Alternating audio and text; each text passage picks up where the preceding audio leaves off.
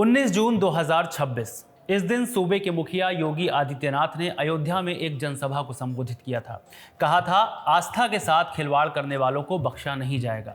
जब योगी आदित्यनाथ अपने भाषण में चोरों को चेतावनी दे रहे थे, तब मंदिर ट्रस्ट के महासचिव चंपत राय और ट्रस्टी डॉक्टर अनिल मिश्रा सभा से दूर थे। आज 7वें दिन 26 जून 2026 को चंपत राय और अनिल मिश्रा ने इस्तीफा दे दिया है। मीडिया रिपोर्ट्स के मुताबिक चंपत राय ने नैतिकता के आधार पर इस्तीफा दिया है। यह खबर पहले सूत्रों के हवाले से आई, लेकिन अब दैनिक भास्कर ने मंदिर निर्माण समिति के चेयरमैन नृपेंद्र मिश्रा का बयान छापा है। नृपेंद्र मिश्रा ने कहा है, चंपत राय और अनिल मिश्रा के इस्तीफे की सूचना मुझे मिली है। इस्तीफे के बाद यूपी सीएम ऑफिस की ओर से एक्स पर एक पोस्ट किया गया। पोस्ट में सीएम योगी के भाषण का एक हिस्सा शेयर किया गया, जिसमें वो कह रहे हैं, अयोध्या धाम भारत की सनातन आस्था का प्रतीक है। हमने पहले ही कहा था कि एसआईटी का गठन किया गया है। रिपोर्ट्स आते ही कार्रवाई प्रारंभ कर दी जाएगी। मैं आश्वस्त करता हूं कि जो मैंने कहा था, दूध का दूध और पानी का पानी करके रहेंगे। दरअसल इन सब के पीछे है 2020 की ऑडिट रिपोर्ट, जिसमें श्री राम जन्मभूमि तीर्थ क्षेत्र ट्रस्ट के कामकाज को लेकर सवाल उठे थे। कामकाज को गैर पेशेवर बताया गया था, जिसके बाद सुझाव दिए गए थे, लेकिन ये सुझाव 6 साल बाद भी लागू नहीं हुए। धीरे धीरे ये मामला पहुंच गया राम मंदिर में आने वाले चंदे के गलत इस्तेमाल और चोरी के आरोप तक। मंदिर को मिले दान की चोरी के मामले में श्री राम जन्मभूमि तीर्थ क्षेत्र ट्रस्ट के महासचिव चंपत राय पर भी सवाल उठे। आखिर मुखिया तो वही हैं। विपक्ष के नेता अखिलेश यादव तक ने इस मुद्दे पर सरकार को घेरा, जिसके बाद योगी सरकार ने मामले की जांच के स्पेशल इन्वेस्टिगेशन टीम एसआईटी के गठन का आदेश दिया। एसआईटी ने 23 जून 2026 को अपनी जांच के आधार पर एक रिपोर्ट सौंपी।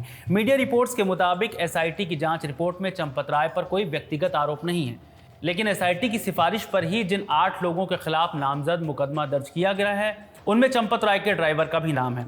पुलिस ने राम शंकर यादव उर्फ टिन्नू यादव समेत 8 लोगों को गिरफ्तार किया है। सभी के नाम जान लीजिए। टिन्नू यादव, अनुकल्प मिश्रा, लवकुश मिश्रा, अविनाश शुक्ला, मनीष यादव, सुभाष श्रीवास्तव, करुणेश पांडे और रमा शंकर मिश्रा। ये सभी आरोपी उस टीम का हिस्सा थे जो 40 दान पात्रों को तीर्थयात्री सुविधा केंद्र पहुंचाने के बाद गिनती का काम करते थे। शिकायत क्या थी? पैसा गिनने वालों ने श्रद्धालुओं की चढ़ाई पैसे में गबन किया और ट्रस्ट के फंड का दुरुपयोग किया। जब यह मामला 13 जून 2026 को उजागर हुआ, तभी इसमें एसआईटी गठित कर दी गई थी।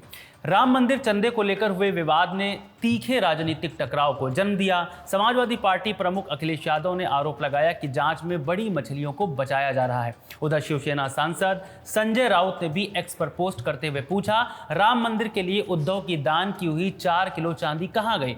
अब जवाबदेही तय करने का वक्त आ गया है। आम आदमी पार्टी के मुखिया और दिल्ली के पूर्व मुख्यमंत्री अरविंद केजरीवाल भी राम मंदिर पहुंचे थे। इस दौरान उन्होंने कहा, इतना बड़ा घोटाला हो गया, भगवान राम के चढ़ावे की चोरी हो गई, सोने के आभूषण चोरी हो गए। हमने भगवान से प्रार्थना की कि जिसने भी महापाप किया है, भगवान उसे दंड दें। सिर्फ इतना ही नहीं, अरविंद केजरीवाल ने 8 लोगों की एफआईआर को गलत और दिखावा बताया और कहा कि छोटे छोटे कर्मचारियों को गिरफ्तार किया गया है, इसके तार बहुत ऊपर तक जुड़े हैं।